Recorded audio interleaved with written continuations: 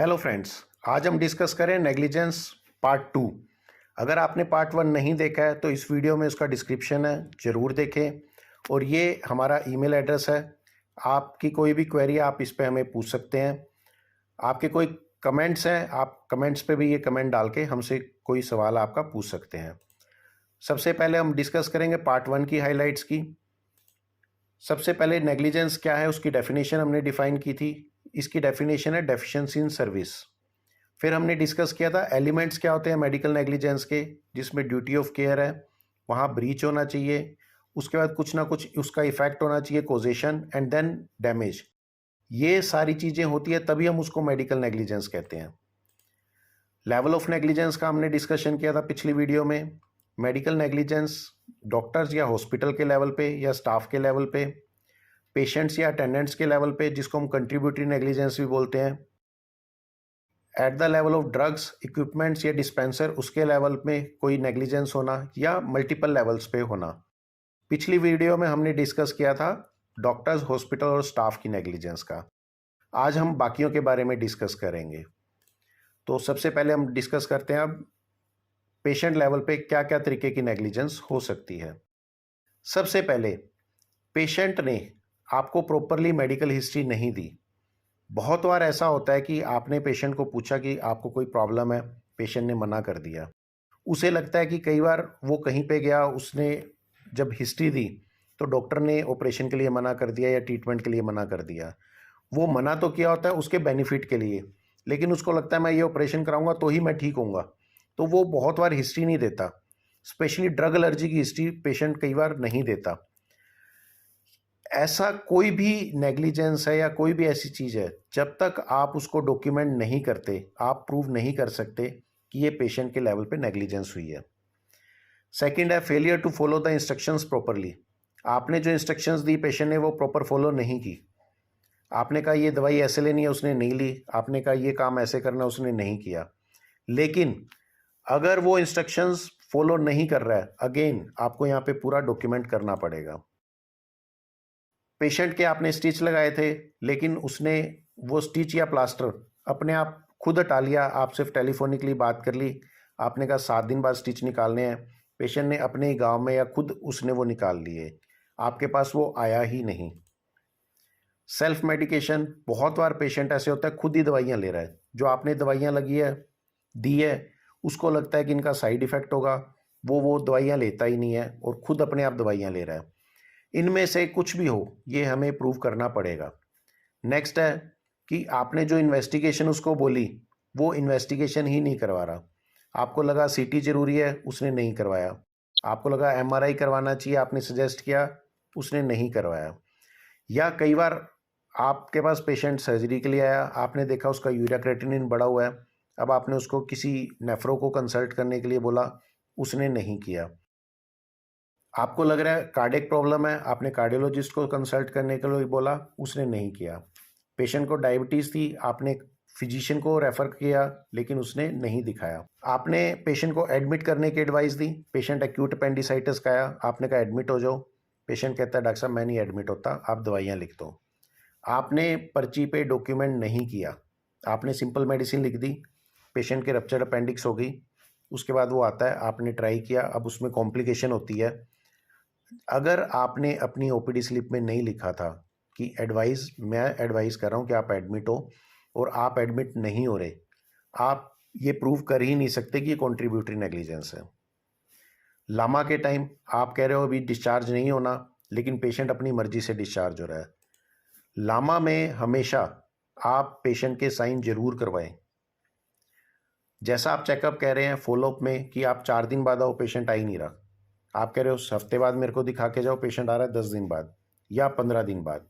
तो failure to get checkup, इसका भी प्रॉपर मेंशन होना चाहिए।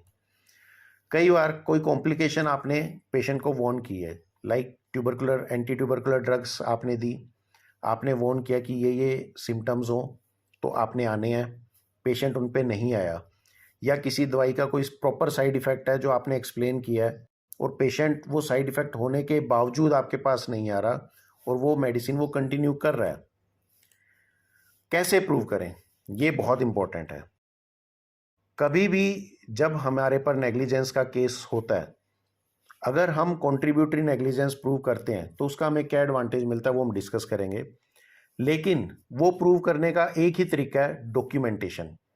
अगर आप अपने ओपीडी या इंडोर पेपर में प्रॉपरली डॉक्यूमेंट करते हैं कि मैंने ये इंस्ट्रक्शंस दी थी जो प्रॉपर फॉलो नहीं हुई, तो ही आप प्रूव कर सकते हैं कि ये कंट्रीब्यूटरी नेग्लिजेंस है।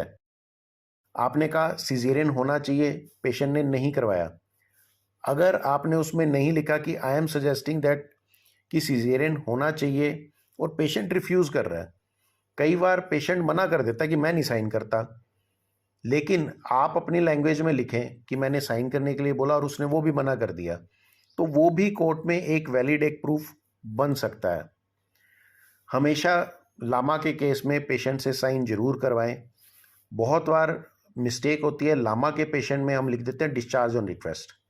नहीं, डिस्चार्ज ऑन रिक्वेस्ट और लामा दोनों चीज़ें डिफरेंट है। डिस्चार्ज ऑन रिक्वेस्ट है, आप ऑब्जर्वेशन का देख रहे हो, आपको लग रहा है पेशेंट अभी भी ऑब्जर्वेशन की ज़रूरत है और वो ले रहा है। लामा का मतलब है अगेंस्ट द मेडिकल एडवाइस, अभी मेडिकली ही is not fit to go, but अब वो धक्का करके लेके जा रहे हैं। तो लामा और डिस्चार्ज ऑन रिक्वेस्ट में थोड़ा सा डिफरेंस रहता है।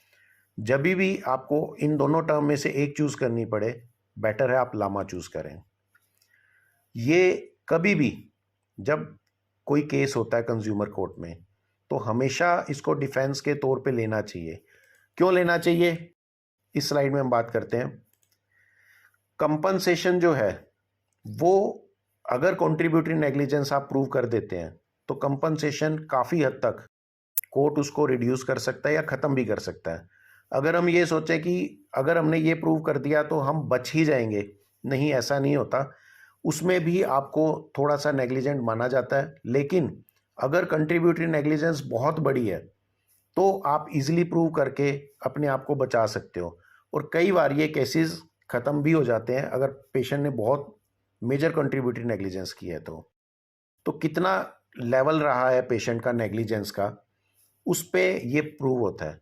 लेकिन अगेन, ये प्रूव करने के लिए आपको प्रॉपर डॉक्यूमेंटेशन करनी पड़ेगी। आपको डॉक्यूमेंट्स पे लिखना पड़ेगा कि यहाँ यहाँ पेशेंट ने ये चीज़ें मिस की है। ये कुछ सिग्निफिकेंट केस रेफरेंसेस हैं जहाँ पे कंट्रीब्यूटरी नेग्लिजेंस के बारे में डिस्कशन हुआ है और वहाँ पे बहुत, या तो कंपनसेशन बिल्कुल ख़त्म कर दी गई है या कंपनसेशन दी गई है तो बहुत छोटी अमाउंट में दी गई है। मेडिकल इक्विपमेंट्स की हम बात करें, मेडिकल इक्विपमेंट्स का फॉल्ट इक्विपमेंट कंपनी या जो मैन्युफैक्चरर है, जो डिस्ट्रीब्यूटर, उस पर कब आता है? अगर आपके इक्विपमेंट प्रॉपरली मेंटेन्ड है, कोई ऐसा गलत इक्विपमेंट नहीं है जिसकी वर्किंग प्रॉपर नहीं थी, या आपने चीप या सब स्टैंडर्ड इक्विपमेंट्स नहीं लिए, या दूसरे शब्दों में कहें, डॉक्टर्स और हॉस्पिटल अगर प्रॉपरली रिपेयर नहीं कराते, जैसे मान लीजिए आपके हॉस्पिटल में लिफ्ट लगी हुई है, वो लिफ्ट किसी भी कारण से उसमें कोई मिस हैपनिंग होती है, अगर आप रेगुलर एएमसी नहीं करवा रहे तो उस लिफ्ट में जो भी मिस हैप हुआ है उसके लिए रिस्पॉन्सिबल डॉक्टर और हॉस्पिटल होंगे। लेकिन अगर आप रेगुलरली एएमसी करवा रहे हैं, अब उसमें कोई मिस हैप होता है तो उसमें कंपनी उसके लिए डिफ़ॉल्टर रहेगी। तो ऐसे में केस तो आपके ऊपर होगा, लेकिन आप कंपनी को पार्टी बनाएंगे और वो सारी कंपनसेशन उनको देनी पड़ेगी।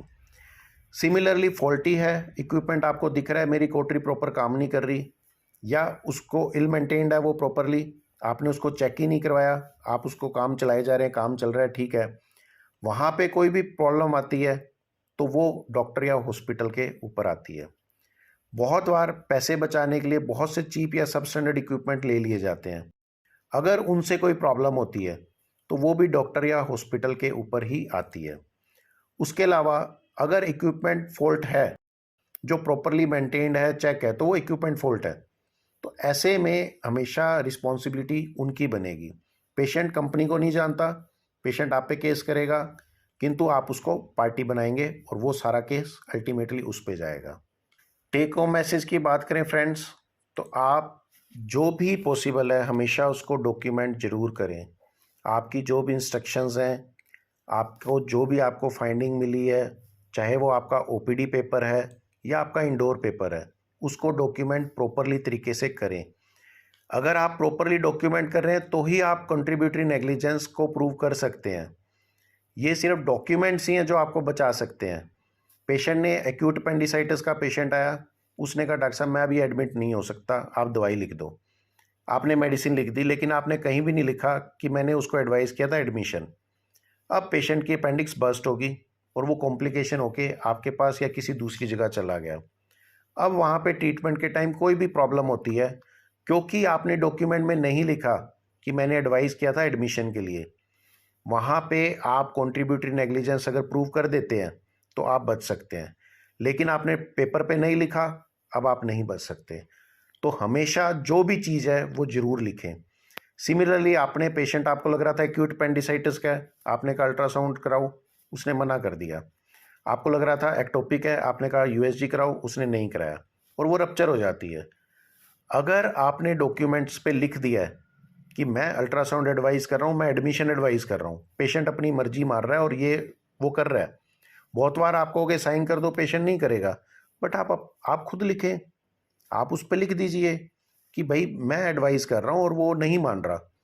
You can save your self. अगर आप नहीं लिखते, डेफिनेटली आप कभी भी खुद को प्रूव नहीं कर सकते। कंट्रीब्यूटरी नेग्लिजेंस या इक्विपमेंट फेलियर करने का सबसे बड़ा एडवांटेज है, जितना ज़्यादा उनकी नेग्लिजेंस होगी पेशेंट की, उतनी लो आपकी लिटिगेशन कॉस्ट होती जाएगी। अगर आप प्रॉपरली प्रूव कर देते हैं कि ये बहुत ज़्यादा सारी प्रॉब्लम ही कंट्रीब्यूटरी नेग्लिजेंस के कारण है, कोर्ट आपको सेव कर देगा। छोटी मोटी कंट्रीब्यूटरी नेग्लिजेंस हुई तो उसके हिसाब से कंपनसेशन कम हो जाती है। तो हमेशा जहाँ पे भी आप ये वाला डिफेंस लगा सकते हैं, इसको ज़रूर लगाएं। Thank you friends. For more details आप हमें हमारे ईमेल आईडी पे कांटेक्ट कर सकते हैं। आपके कोई क्वेश्चन है, कोई क्वेरी है तो कमेंट बॉक्स पे आप हमसे पूछ सकते हैं। Thank you friends.